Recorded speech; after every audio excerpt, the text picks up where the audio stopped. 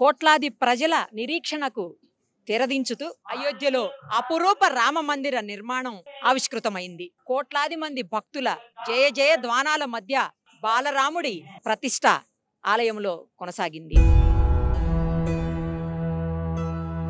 ప్రధాని నరేంద్ర మోడీ గారి చేతుల మీదుగా అభిజిత్ లగ్నంలో ప్రాణ ప్రతిష్ట వైభవోపేతంగా కొనసాగింది. Gautam neuro care brain stroke migraine fits brain and spine surgeries కి బెస్ట్ న్యూరో సర్జన్. అలాగే అనందరం దర్శనం చేసుకునేటువంటి అవకాశం కూడా కలగబోతోంది. ఈ సందర్భంగా నిజాం కాలేజ్ గ్రౌండ్స్ లో ఏర్పాటు చేసినటువంటి ప్రత్యేక కార్యక్రమంలో గవర్నర్ తమిళిసై గారితో పాటు బీజేపీ తెలంగాణ చీఫ్ కిషన్ రెడ్డి గారు, అలాగే బీజేపీ అనేక మంది నేతలు పాల్గొన్నారు. చాలా మంది కళాకారులు కూడా ఇక్కడ మనకు కనిపిస్తా ఉన్నారు. వందలాది మంది ప్రజలు కూడా ఈ ప్రాణ ప్రతిష్ఠ కార్యక్రమానికి ఇక్కడ నుంచి ప్రత్యక్షంగా వీక్షించినటువంటి సిచ్యుయేషన్. ఒక్కసారి నా వెనకాల కనిపిస్తున్నారు చూడండి, ఆంజనేయ స్వామి. నిజంగా ఆంజనేయ స్వామి ఇక్కడికి వచ్చారేమో, ఎందుకంటే ఆంజనేయ స్వామి అంటే రాముల వారికి చాలా చాలా ఇష్టం, మనందరికీ తెలుసు.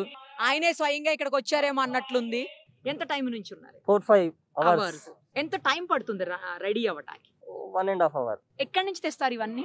हमारा सार रेडी करते हैं. ఇంకెంతసేపు ఉండాలి ఇలాగా? ఎంతసేపు ఉండగలరు? इवेंट कितने टाइम तक रहते हैं उतना टाइम तक. ఎక్కడి నుంచి వచ్చారు మీరు అందరూ? ఉడిపి, కర్ణాటక. ఒక ఫోటో గ్యాలరీని ఏర్పాటు చేశారు. అయోధ్యలో రామ మందిరం ఎప్పుడైతే కూల్చబడిందో అప్పటి నుంచి తిరిగి పునరుద్భావం జరిగిన తర్వాత, అంటే ఈ రోజు వరకు కూడా ఏ ఇయర్ లో ఏం జరిగింది, ఎలాంటి డెవలప్మెంట్స్ ఉన్నాయి, మొత్తం కూడా ఇక్కడ ఫోటో గ్యాలరీలో మనం కనిపిస్తా ఉంది. చూడొచ్చు, అది ఒకసారి చూడండి. 1528 నుంచి 2024 వరకు, అంటే ఈ రోజు వరకు ప్రతి సంఘటన కూడా, ఎప్పుడైతే బాబర్ సేనాని రామ మందిరం మీద విధ్వంసానికి పాల్పడిందో, అక్కడ నుంచి దురాక్రమణ జరిగిందో ఆ క్షణం నుంచి మొదలు పెట్టుకొని ఆ తర్వాత 1813లో ఏం జరిగింది, 1859లో ఏం జరిగింది, 1885, 1949, 1984, 1986, 1989, 1990, 92, 2019, 2020. అంటే 2020లోనే భవ్య మందిర నిర్మాణాన భూమి పూజ జరిగింది ఆ రోజు. ఎందుకంటే 2019లో సుప్రీంకోర్టు, మనకు తెలుసు సుప్రీంకోర్టు సుప్రీం, ఇంకా అక్కడి నుంచి తీర్పు వచ్చిందంటే ఇంకా దానికి తిరుగుండదు. అలాంటి చోట వచ్చినటువంటి తీర్పు ఇదిగో, రామ జన్మభూమిపై సంపూర్ణ అధికారం శ్రీ రామ్ లాలాకే చెందుతుంది. దేశ అత్యున్నత న్యాయస్థానం స్పష్టమైన తీర్పు ఇచ్చింది 9 నవంబర్ 2019. ఆ తర్వాత 2020లోనే ఇమీడియట్ గా ఆగస్టులోనే ఈ ఈ కార్యక్రమానికి భూమి పూజ జరిగింది. మందిర నిర్మాణం కోసం భూమి పూజ జరిగింది. అదంతా కూడా అక్కడ మనకి పిక్చర్స్ రూపంలో కనిపిస్తా ఉంది. ఇది లాస్ట్ వరకు పెట్టారనమాట. అంటే ఈ రోజుది ఇది యాక్చువల్ గా, అంటే ప్రాణ ప్రతిష్ఠ జరిగే రోజు ఎలాంటి పిక్చర్ ఉందనేది ఇక్కడ కంప్లీట్ గా పెట్టారు. సో మొత్తం అంతా కూడా ఆ రోజు నుంచి 1528 బాబర్ ఎప్పుడైతే దాడి చేశాడో అప్పటి నుంచి మళ్ళీ ఈ రోజు ప్రాణ ప్రతిష్ఠ అయ్యి అద్భుతమైనటువంటి రామ మందిరం అయోధ్యలో కొలువు తీరినటువంటి ఈ సందర్భం వరకు జరిగిన ప్రతి ఘటనను ఇక్కడ కనిపిస్తా ఉంది. వాళ్ళు మనకి ఇక్కడ కనిపించేలాగా ఫోటో గ్యాలరీల రూపంలో పెట్టుంచారు. మొదట్లో ఉండేటువంటి రామ మందిరం ఎలా ఉంది, ఇదిగో ఓల్డ్ మసీదు, బాబ్రీ మసీదు ఉన్నప్పుడు 1900 సంవత్సరంలో ఎలాగుంది, దానికి ముందు ఎలా ఉంది, అవన్నీ కూడా మొత్తం పిక్చర్స్ రూపంలో ఇక్కడ మనకి కనిపిస్తా ఉన్నాయి. ఇదిగోండి, 1813లో హిందూ సమస్యల ద్వారా మొదటి ప్రకటన చేసి మందిరాన్ని ధ్వంసం చేసి బాబర్ ఆ కట్టడాన్ని కట్టారు అని చెప్పేసి ఆ మొత్తం అన్ని పిక్చర్స్ అన్ని కనిపిస్తున్నాయి. నేను స్వయంగా అయోధ్యకు కూడా వెళ్ళొచ్చున్నాను. దాదాపు 500 ఏళ్ల నాటి చరిత్ర ఉన్నటువంటి ఈ ఘటనకి 500 ఏళ్ల నాటి చరిత్ర కారణమవుతా ఉంది.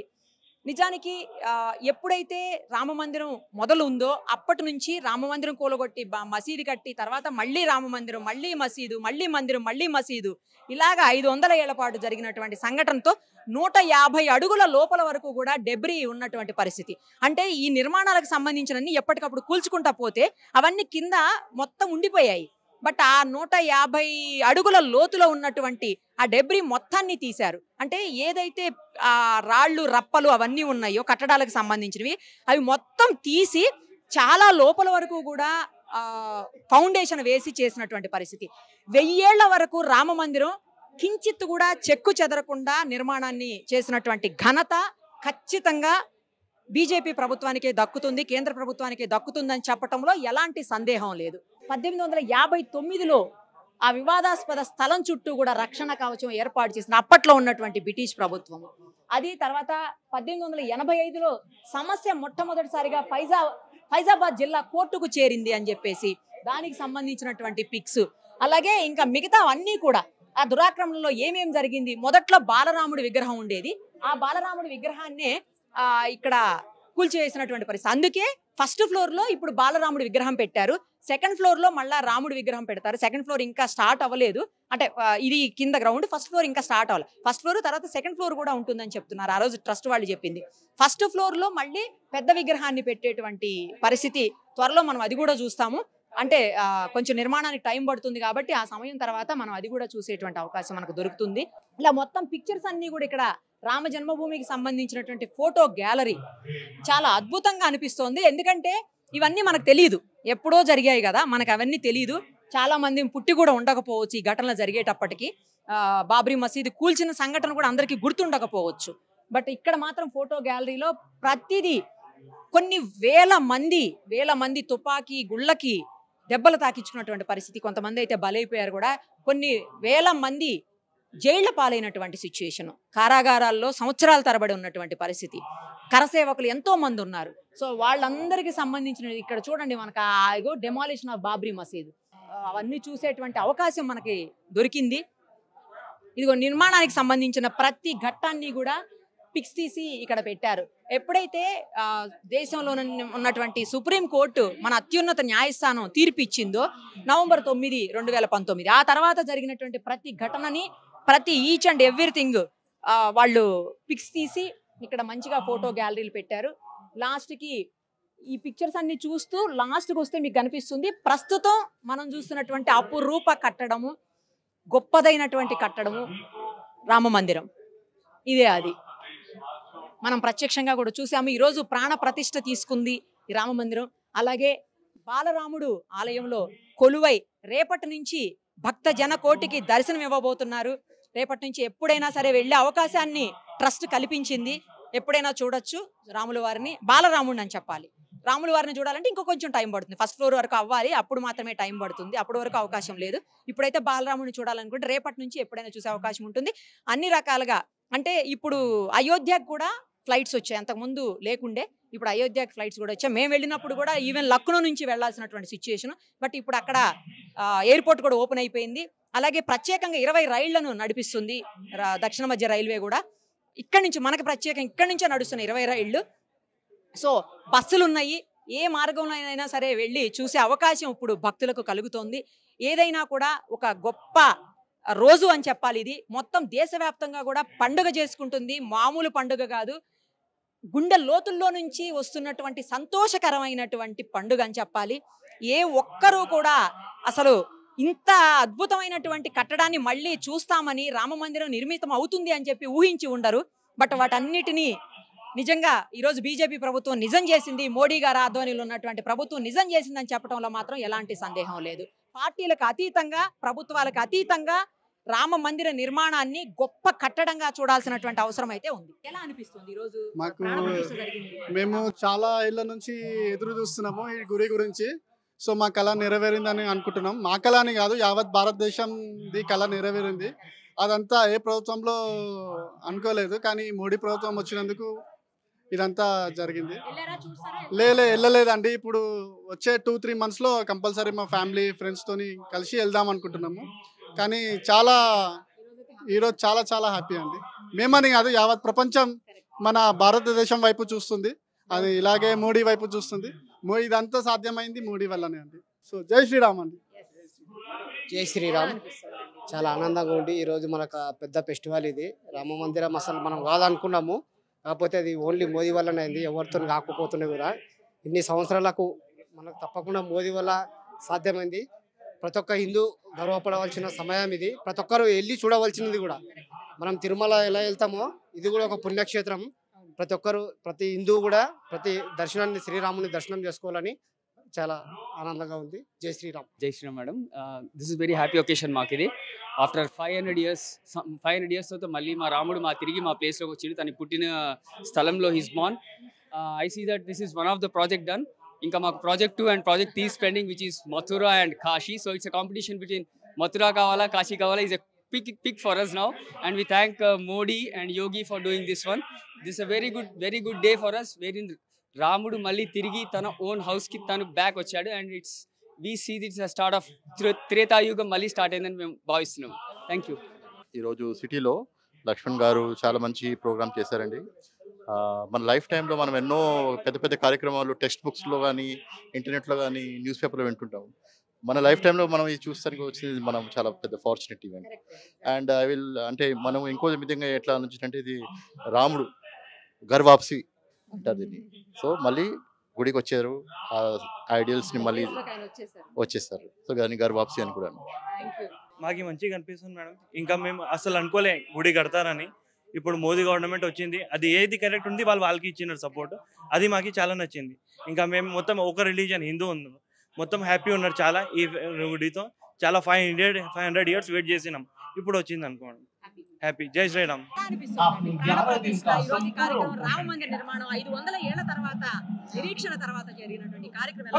చాలా గర్వంగాను చాలా ఆనందంగాను మన రాముడే మన దేశానికి తిరిగి వచ్చినట్టుగా భావిస్తూ చాలా ఆనందంగా ఉందండి. ఈ రోజు దేశం అంతా కూడా ఒక పండుగలాగా జరుపుకుంటుంటే కూడా చూసి చాలా ఆనందంగా ఉంది. ఈ రోజు చాలా చాలా గర్వంగా ఉందండి. ఇవాళ ట్రూ భారతీయురాల్లా అనిపిస్తుంది. అందులో మన దేశంలో మనం ఉన్నట్టు అనిపిస్తుంది. చాలా అంటే రియల్ వర్డ్స్ లో ఎక్స్ప్రెస్ చేయలేమండి. చాలా పుణ్యం.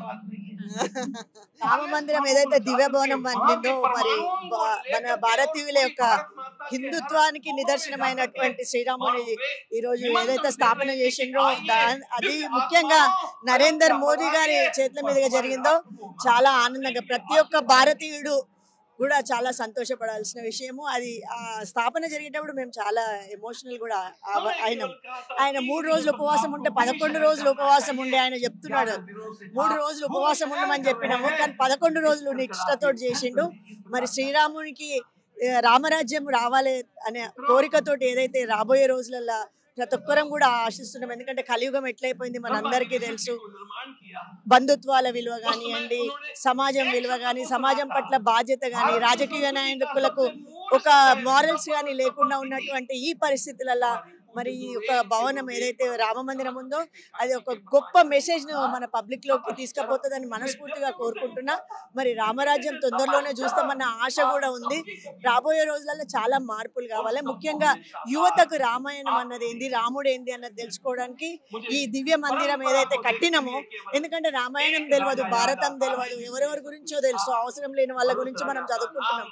కానీ ఈ రోజు ఈ రామ మందిరం ద్వారా కోట్ల మంది జనాలలో ఏదైతే ఈ రామభావన, రాముడి యొక్క మారల్స్, ఆయన పర్సనాలిటీ ఏదైతే వాళ్ళ మనుషులలో ముద్రపడిందో మాలాంటి వాళ్ళకి చాలా బాధగా ఉండే. రాబోయే రోజులలో ఇంకా ఎట్లుంటామో ఏం చేస్తామని, కానీ ఇది ఒక మంచి నిదర్శనము. రాబోయే రోజులలో తప్పకుండా మనం రామరాజ్యాన్ని సాధిస్తామని, ఆ దిశగా పోతామని ఈరోజు వాడవాడలుగా ప్రతి ఒక్క ఇంట్లో కూడా ఇందాక చూసిన ముస్లిం సోదరులు ఎంత ఆనందంగా వాళ్ళు తీసుకొచ్చి స్వీట్లు పంచడము చేయడము. అంటే హిందుత్వం అన్నది ఒక సనాతన ధర్మం, భారతీయ జీవన విధానము, అది ఒక మతము కాదు. సో తప్పకుండా ఇది చాలా ఆనందంగా మేము అంటే ఇళ్లలో ఉండే కంటే కూడా లక్ష్మణ్ చాలా మంచిగా గొప్పగా ఇది అరేంజ్ చేసిండు. మేము అందరం సామూహికంగా కూడా చూసుకునే అవకాశం ఇచ్చిండు. మరి ప్రతి ఒక్కరికి కూడా ధన్యవాదాలు. ఇంకో గొప్ప విశేషం ఏంటంటే ముస్లిం సోదరులు కూడా ఈ కార్యక్రమానికి ప్రత్యక్షంగా పాల్గొని తమ వంతు ఏం చేయగలుగుతారు అది చేయటం అంటే నిజంగా హ్యాట్స్ ఆఫ్ చెప్పాల్సినటువంటి అవసరం ఉంది. ముస్లిం మోర్చా అధ్యక్షులు పాషా గారు కూడా ఇక్కడే ఉన్నారు, ఆయనతో మాట్లాడదాం. ఈ కార్యక్రమానికి పైగా మీరు రాముల వారిది కండువా వేసుకొని మరి కనిపిస్తున్నారండి, చాలా బాగా అనిపిస్తుంది. ఖచ్చితంగా అండి, మేము ఈ దేశ పౌరులం. ఖురాన్ ఏమిటంటే ఏ దేశం నుండి ఆ దేశం యొక్క న్యాయ సూత్రాలు పాటించాలి, ఆ దేశం గౌరవించాలంటుంది. చాలా మంది ముస్లిం పెద్దలు కూడా ఖచ్చితంగా ఎవరైతే ఈ దేశ సనాతన పట్ల నమ్మకం ఉందో, ఈ దేశంలో ఈ ప్రపంచంలోనే ఇస్లాం మతం పుట్టి కొన్ని వందల సంవత్సరాలైంది, కొన్ని వేల సంవత్సరాల పూర్వమే శ్రీరాముడు ఇక్కడ ఉన్నట్లుగా మనకు చారిత్రక వాస్తవం ఉంది. చరిత్రను ఎవ్వరు చూడిపోయలేరు. ఆ చారిత్రక వాస్తవాన్ని మేము కూడా ఒప్పుకుంటాం. కొంతమంది విదేశీ రాజులు మనపై దండెత్తి మన యొక్క ఈ భారతదేశ అస్తిత్వాన్ని వాళ్ళు కించబడి చేశారు. మేము కూడా ఒకవేళ ఆ సమయంలో నేను ఉండింటే, ముస్లింగా ఉండుంటే కూడా నేను బాబర్ని ఎదిరించేవాడిని. ఎందుకంటే ఈ దేశంలో శ్రీరాముడు ఉన్నాడు, ఈ దేశంలో మేము అక్కడ నుంచి ఇస్లాం అక్కడి నుంచి వచ్చింది. మా పూర్వీకులు కూడా హిందువులే ఉండొచ్చు, అంటే ఒక 500-600 మేము కూడా హిందువులు ఉండొచ్చు. కానీ మీకు ఉదాహరణగా మలేషియాలో కానీ ఇండోనేషియాలో కానీ అక్కడ శ్రీరామ కథ ఒక నెల పాటు జరుగుతుంది. అంటే ఖచ్చితంగా ఈ దేశం యొక్క ఆత్మైన శ్రీరాముని ముస్లింలు హిందువులు అందరూ గౌరవించాలి. ఆయన పరమ పూజనీయుడు. తర్వాత సకల గుణాభిరాముడు. శ్రీరాముని చూస్తే ఒక తమ్ముడు, ఒక అన్న, ఒక రాజు అందరు గుర్తొస్తారు.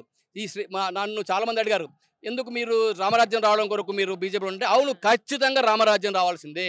రామరాజ్యంలో ప్రజలు సుఖ సంతోషంగా ఉన్నారు, అక్కడ వానలు మంచిగా పడ్డాయి, ఎవ్వరు కూడా అక్కడ క్షామం లేకుండా ఉంది. అలాంటి రామరాజ్యం మా మోడీ గారి ఆధ్వర్యంలో ఖచ్చితంగా రావాలని మేము కోరుకుంటాము. ఈరోజు చాలా సంతోషంగా ఉంది. ఈ దేశంలో ఉండే 140 కోట్ల హిందూ, ముస్లిం, క్రిస్టియన్ అందరూ కూడా సంతోషంగా ఉన్నారు. ఎందుకంటే రాముడు తిరిగి వచ్చాడు, ఆయన ఇంటికి ఆయన వచ్చాడు కాబట్టి మేము కూడా సంతోషంగా స్వాగతిస్తున్నాము. హిందూ సోదరుల యొక్క వాళ్ళకి సంతోషంలో మేము కూడా మిఠాయిలు పంచి మేము ఆనందాన్ని మేము వ్యక్తపరుస్తున్నాం. మేము కూడా చాలా సంతోషంగా ఉన్నాం. మరి ముస్లిం పెద్దలు ఎవరు మీతో విభేదించట్లేదా ఈ విషయంలో? ఎవరు బెటరండి, ఎవరైతే నిజమైన ముస్లిం ఉంటే, నిజమైన ముస్లిం పండుగ ఇస్లాంను ఆచరించే నిజమైన పండుగ ఎవరు కూడా అన్ని మతాలను కూడా గౌరవించాలంటారు. ఏ మతాన్ని కూడా మనం విమర్శించవద్దు, అన్ని మతాలను గౌరవించాలి, అందరితో కలిసి వెళ్ళాలి. అది ముస్లిం మతం చెప్తుంది. సౌరమాన సౌభాతృత్వం. After so many years, we are sitting in the same ground and visualizing the Prana Pradishta. So each and the dream of each and everyone have come true. And it's very auspicious in the same ground. When we toiled for Ram Lala and Ram Mandir, now we are visualizing the Prana Pradishta. And I'm really very happy. Grama Rajya. Grama Rajya is Grama Rajya. Grama Rajya means development reaching to each and everyone. That only our Honorable Prime Minister giving us governance. And he fasting and lying in the floor and getting the water from Tamil Nadu and Pradishta is a great moment. And it is Ramarajya means good governance. Each and everyone should be happy. That is the aim of our PM and that is the blessing of Lord Rama. And I'm really very happy to attend this program. I appreciate our Lakshmananji for organizing such a grand screen. Because of the big screen, we are able to visualize Lord Rama in his grandeur.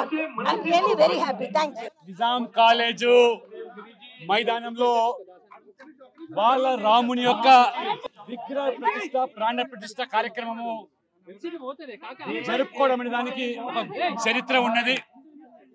గతంలో నేను Hyderabad BJP అధ్యక్షుడిగా ఉన్న సందర్భంలో లాల్ కృష్ణ అద్వానీ గారు ఏదైతే రామ మందిర నిర్మాణం కోసం, రాముడు జన్మించినటువంటి ఆ యొక్క ప్రాంగణంలో భవ్యమైన రామ మందిర నిర్మాణం కోసం అని చెప్పి వారు ప్రారంభించినటువంటి రథయాత్ర సోమనాథ్ నుంచి బయలుదేరి హైదరాబాద్కు వచ్చేసే సందర్భంలో ఇదే నిజాం కాలేజ్ మైదానంలో బహిరంగ సభ మరి ఆ రోజు నిర్వహించడం జరిగింది. మరి ఈరోజు ప్రధానమంత్రి నరేంద్ర మోడీ గారు మరి విశేష కృషి ద్వారా ఇవాళ ఒక భవ్యమైనటువంటి సుందరమైనటువంటి ఆ రామ మందిర నిర్మాణం కావడము, ఆ నిర్మాణమైనటువంటి ఆ మందిరంలో బాల రాముడి యొక్క విగ్రహ ప్రాణ ప్రతిష్ఠ కార్యక్రమాన్ని ఇదే మైదానంలో జరిపినట్టయితే దానికి సార్థకత ఉంటుందని చెప్పి ఇవాళ నేను ఉత్తరప్రదేశ్ నుంచి రాజ్యసభ సభ్యునిగా, భాగ్యనగర మూలవాసిగా ఇవాళ ఆ గొప్ప అవకాశాన్ని ఆ భగవంతుడు శ్రీరాముడు నాకు కల్పించడం వల్ల ఇవాళ ఎవరైతే వాళ్ళ భక్తులు నేరుగా అయోధ్యకు వెళ్ళి వీక్షించలేని పరిస్థితి ఉన్నదో, లేదా అనేక ప్రాంతాల్లో భాగ్యనగరంలో మరి బస్తీలలో కూడా మందిరాల్లో వాళ్ళకు చూసేటువంటి అవకాశం లేని ప్రాంతాల ప్రజలకు ఒక మెగా స్క్రీన్ ద్వారా ఇవాళ రాష్ట్రంలోని అతిపెద్ద మరి ఈ యొక్క మెగా స్క్రీన్ ద్వారా భక్తులను వీక్షించేటువంటి సదుపాయము ఆ భగవంతుడు శ్రీరాముడు నా ద్వారా, అంటే లక్ష్మణుడు ఎలవేళలా రాముని సేవకే అంకితమవుతాడు కాబట్టి ఇవాళ నా వంతు మరి కర్తవ్యంగా, బాధ్యతగా ఉత్తరప్రదేశ్ రాజ్యసభ సభ్యునిగా, ఈ తెలంగాణ బిడ్డగా ఈరోజు నా యొక్క సేవలు ఈ భక్తులకు ఈ యొక్క మెగా స్క్రీన్, ఈ యొక్క లైవ్ కార్యక్రమాన్ని ప్రదర్శించి భక్తులు ఇవాళ పూర్తిగా వాళ్ళు మైమరిచిపోయారు. ఎందుకంటే ఇది సువర్ణాక్షరం లిఖించే రోజు ఇది. ఎందుకంటే ప్రపంచంలోనే అత్యంత మరి ఆధ్యాత్మిక కేంద్రంగా ఇవాళ అయోధ్య నగరం మారిపోతా ఉన్నది. ఇవాళ 500 సంవత్సరాల సుదీర్ఘ పోరాటం, 500 సంవత్సరాల చరిత్ర తర్వాత మరి ఈ యొక్క హిందువుల యొక్క కళ సాకారం కావడము ఇవాళ అబ్బుర పరిచయగా ఇవాళ భక్తులు కులాలకు, మతాలకు, ప్రాంతాలకు అతీతంగా అందరూ కూడా ఇవాళ రాముని యొక్క విగ్రహ ప్రతిష్ట కార్యక్రమంలో పాల్గొంటామని చెప్పి కూడా ఇవాళ మనం చూసాం. ఇక్కడ మైనార్టీ సోదరులు సైతం కూడా పెద్ద ఎత్తున స్వీట్లు పంపిణీ చేసి అందరం కూడా చూస్తాం. మొత్తం ఇవాళ ప్రపంచమంతా ఉన్నటువంటి హిందువులు రామమయమైపోయింది, ఇవాళ భారతదేశం కూడా రామమయమైపోయింది. కాబట్టి దీనిని మరి భవిష్యత్తులో కూడా రామరాజ్య స్థాపన కోసం బాటలు వేయాల్సిందిగా భక్తులు యావత్తు ప్రజానికం అందరూ కూడా కులాలకు, మతాలకు అతీతంగా మరి ఏ రకంగా ఇవాళ సనాతన ధర్మం ఇవాళ వసుదైవ కుటుంబాన్ని విశ్వసించి ఏ రకంగా ఆ ధర్మం కాపాడితే ఆ ధర్మాన్ని మనం కాపాడుతుంది. కాబట్టి ధర్మో రక్షతి రక్షిత అనే దానికి ఇవాళ అందరం కూడా మనం పూనుకోవాల్సిన అవసరం ఉందని చెప్పి ఈ సందర్భంగా నేను కోరుతా ఉన్నాను. ఇక్కడ రియల్ రాముడు కాదు కానీ రాముడు లాంటి రాముడు, అలాగే లక్ష్మణుడు, సీతమ్మవారు, హనుమంతుడు వీళ్ళందరూ కొలువు తీరారు. ఒక్కసారి వాళ్ళని తీసుకొచ్చి ఇంతగా జనాల్లోకి ఆదరణ పొందేలా చేసినటువంటి సమ్మయ్య గారితో ఫస్ట్ మాట్లాడదాం, తర్వాత వాళ్ళందరితో కూడా మాట్లాడదాం. సమ్మయ్య గారు నమస్తే అండి. మీకు చాలా అవార్డులు రివార్డులు ఉన్నాయి. వచ్చాయండి. నేను 1985 నుండి ప్రభుత్వ కార్యక్రమాలు చేస్తున్నాము.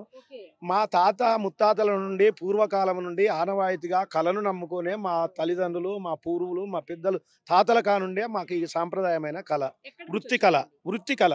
మేము ఇక్కడే ఈ తెలంగాణ ఆంధ్ర రాష్ట్రాలలోనే ఉన్నాము. అయితే మేము ఉండబడినటువంటిది దేవరుప్పల మండలము, అప్పిరెడ్డిపల్లి గ్రామము, జనగామ జిల్లా నుంచి మేము వచ్చేసాము. అయితే ఆ గత పూర్వకాలంలోన చింత చెట్ల నీడల కింద, బొడ్రాయిల వద్ద, దేశముఖుల గడిల ముందు, రచ్చబండల వద్ద మా ప్రదర్శనలు వేస్తుంటే తండోపతండాలుగా గ్రామీణ పల్లె ప్రాంతాల నుంచి వచ్చి మా ప్రదర్శనలు చూసేది. మేము వేసేటువంటి ప్రదర్శనలు మైరావణ, మాందాత, సీతారణ్యవాసము, సీతారామ కళ్యాణము, కీచకవధ, సీతారామ కళ్యాణము, ఆ తర్వాత కీచకవధ, బబ్రువాహన, సత్యహరిశ్చంద్ర, ఇటువంటి ప్రదర్శనలు మేము ఒక 30-40 వేస్తాను. నేను నా నోటికి 30-40 ప్రదర్శనలు వేయగలుగుతాను. అటువంటి ప్రదర్శనలు అంటే నేను ఇప్పుడు 5 దశాబ్దాలుగా అవుతున్నది. 50 సంవత్సరాల నుంచి నేను వేస్తున్నాను. 15 సంవత్సరాల వయసు నుంచే బాలపాత్రలు, సిరియాలుడు, ఆ తర్వాత లోహితాస్యుడు, బబ్రువాహనుడు, ఇటువంటి తర్వాత కృష్ణుని పాత్ర, తర్వాత అర్జునుడి పాత్ర, మళ్ళీ వీళ్ళని పాత్రలు కూడా తెచ్చినాను. ఇప్పుడు అంతగా ఆదరణ లేదు కదండి. ఇప్పుడు ఏ విధంగా ఆదరణ లేదు అని అంటే గ్రామీణ పల్లె ప్రాంతాల్లో టీవీలు, రేడియోలు, ఈ వాట్సాప్ ఫోన్లు, సెల్ ఫోన్లు చేయబట్టి మా కళ అంతరించిపోతున్నది. ఈ కళ బ్రతికి ఉండాలంటే మా పిల్లలకు, మాకు కానీ నేను 1985లోనే ప్రభుత్వం డిపిఆర్ఓ ద్వారా సమాచార పౌర సంబంధాల శాఖ మరియు క్షేత్ర ప్రచారాల శాఖ, అదే తర్వాత మళ్ళీ సాంస్కృతిక శాఖ, ఇటువంటి కార్యక్రమాలలో ప్రభుత్వ సంక్షేమ అభివృద్ధి క్రమాలు అంటే కుటుంబ నియంత్రణ, పర్యావరణ పరిరక్షణ, పరిసరాల పరిశుభ్రత, ఇటువంటి ప్రభుత్వం మా వేషాలు చూసి ప్రజలందరూ వస్తారు కదా. కాబట్టి డిపిఆర్ఓ గారు గ్రామాల పొంటి మమ్మల్ని పంపించేది అన్నట్టు ప్రభుత్వం. మిమ్మల్ని పద్మశ్రీకి కూడా రికమెండ్ చేసినట్టుంది అండి. అంటే మాకు ఇప్పటికే 5 సార్లు పంపారు. మరి ఈసారి అయినా వస్తాదో రాదో తెలియదు కానీ మీ వాళ్ళని పరిచయం చేయండి. రాములు వారా? కానీ అంత గొప్ప వ్యక్తికి సంబంధించినటువంటి క్యారెక్టర్ అండి రాముల వారంటే. కొన్ని లక్షల కోట్ల మందికి ఆరాధ్య దైవం. అలాంటి క్యారెక్టర్ మీరు వేస్తున్నారంటే ఏమనిపిస్తోంది? సాక్షాత్ భగవంత స్వరూపుడైన ఆ శ్రీరామచంద్రుని వేషాధరణ నేనే వేయడము నా పూర్వజన్మ సుకృతముగా భావిస్తున్నాను. అందులో రాముడు ఏకపత్ని వ్రతుడు, అదిగాక అన్నదమ్ములకు ఆదర్శప్రాయుడు, మాతృపితృవాక్య పరిపాలకుడు. అతడు చేసిన మంచి పనుల వల్లనే ఈ యొక్క సమాజములో ధర్మము, ఆయన చేసిన మంచి పనుల వల్ల ఆయన పాదుకలే రాజ్య పరిపాలన చేసినవి ప్రపంచంలో అందరికీ తెలుసు. ఆ రాముని పాత్ర వేయడము నా అదృష్టంగా భావిస్తున్నాను మేడం. ఎన్నాళ్ళ నుంచి చేస్తున్నారు? ఎప్పుడు రాముడి క్యారెక్టర్ వేస్తారా? లేదు మేడం, కృష్ణుడు వేస్తాను, అర్జునుడు వేస్తాను, రాముడు వేస్తాను, చాలా వివిధ పాత్రలు చాలా వరకు తీసుకొస్తాను. ఎన్నాళ్ళ నుంచి వేస్తున్నారు? నాకు 45 సంవత్సరాలు మేడం. నేను 16 సంవత్సరాల నుండి ప్రోగ్రామ్ చేస్తున్నాను. ఇవన్నీ వేసుకోవడానికి ఎంత టైం పడుతుంది? మినిమము 2 గంటల టైం పడుతుంది. కలర్ వేసుకున్నారు కదా, దీనివల్ల ఎలర్జీ అట్లా ఏముండదా? ఈ మా తాతల కానుండి వేసుకుంటూనే ఉన్నాము. ఎటువంటి అనారోగ్యం పాలైనా కానీ మమ్మల్ని పట్టించుకునే వారు లేకపోవడం వల్ల ఆ బాధలు తట్టుకొని కూడా ఈ కళను బ్రతికించుకుంటున్నాము ఇప్పటి వరకు. కానీ మాకు ఇప్పటి వరకైనా ఏదైనా ఇంకొక అవకాశం దొరకపోతానే ఆలోచన చేస్తే ఎదురు చూస్తున్నాం మేడం. మళ్ళీ మీ ఇంట్లో మీ పిల్లలు అట్లా ఎవరన్నా కూడా చేస్తున్నారు ఇలాగా? మా అబ్బాయిలు 3 నా కొడుకులు అందరూ చదువుకుంటున్నారు. కళారంగానికి రారా బాబు అంటే, నాన్న నువ్వేం సంపాదించావు, మేము ఏదైనా చేసుకుని బ్రతుకుతాములే, ఇక వద్దు, చూసేవారు లేరు, మనం వేసిన వాళ్ళు చూసేవారు మనం ఆదరించేవారు లేరని పిల్లలు అంటున్నారు. ఎంతసేపు ఉండగలరు ఇలాగా ఈ వేషంలో?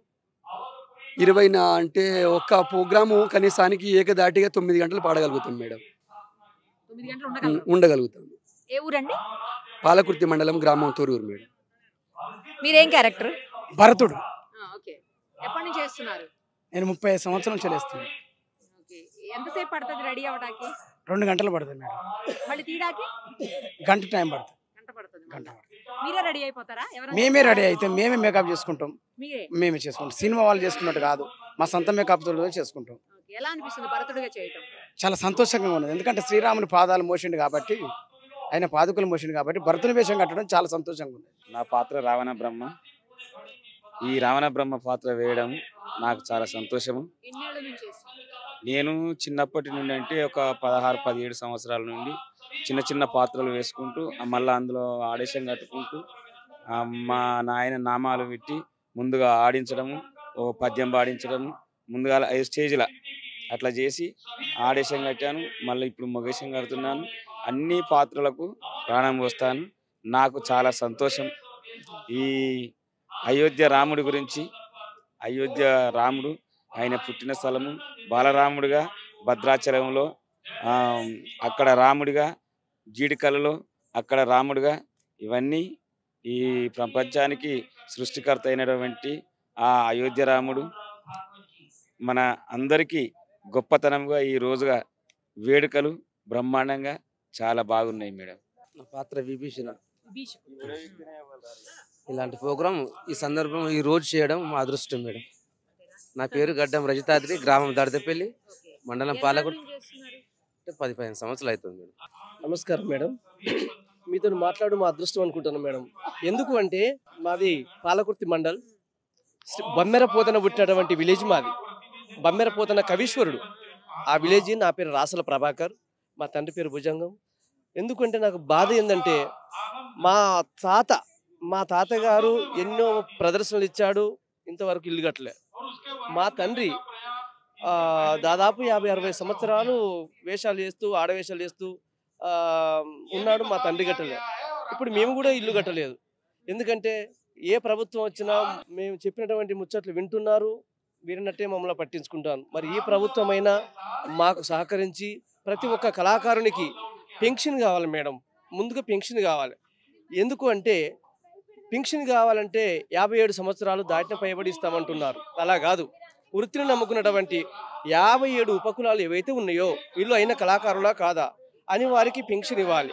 అదే కాకుండా మాకేదైనా నొప్పులు రోగాలు వస్తే తగినటువంటి మాకు భూములు లేవు, జాగలు లేవు, అమ్ముకుందామన్నా కానీ ఏమీ లేవు. చావడమే తప్ప మాకు బ్రతుకు మీద ఆశలు ఎక్కువ ఉండలేవు. మా పిల్లలకు చదువు చక్కగా లేదు. సరే, ఇంకోటి ఏంటంటే సాక్షాత్తు ఆ రాముల వారు అంటే నాకు చాలా ఇష్టము. రోజు పోతన్న గారికి ఆనాడు శ్రీరామచంద్రమూర్తి గారు సాక్షాత్తుగా వారికి దర్శనం ఇచ్చారని నాకు తెలుసు, చాలామంది అనంగా విన్నాను. అందుకని ఈ సీతమ్మ పాత్ర నేను కట్టాలని చాలా సంతోషముగా ఉన్నాను. ఏకనారి వ్రతుడు, సీతమ్మ తల్లి లోకమాత జగజ్జనని. ఎందుకంటే భూతల్లి బిడ్డ కాబట్టి ఆ సీతమ్మకు చాలా గొప్పది. ఆ తల్లి పేరు చెప్పుకొని మరి శ్రీరామునికి భార్యగా నేను ఈ పాత్ర వేయడం అంటే అసలు ఏ జన్మలు చేసుకున్న పుణ్యమో అని చాలా సంతోషంగా నేను హ్యాపీగా ఫీల్ అవుతున్నాను మేడం. సీతమ్మ పాత్ర వేస్తాను, సతీ సావిత్రి వేస్తాను, అట్నే పోతే ఢాంగ్నీలో రంభవేషం తెస్తాను, ద్రౌపది తెస్తాను. చాలా ఏ పాత్రలోనైనా ఏ ఆటలోనైనా మేటి వేషాలు ఇట్లా తెస్తూ ఉంటాను. సుభద్ర, శశిరేఖ, అల్లిరాణి, అట్నే పోతే మండోదరి, అంబ, ఇలాంటివి చాలా చాలా క్యారెక్టర్లు చేస్తాను మేడం, చేయగలుగుతాం మేడం. సార్ సాక్షాత్తుగా మీరైనా ఆ ప్రభుత్వం దృష్టికి తీసుకుపోయి మా ప్రతి ఒక్క కళాకారునికి సహకారం చేస్తారని మీతో మాట్లాడినందుకు నాకు ఆ నమ్మకం ఉన్నది మేడం.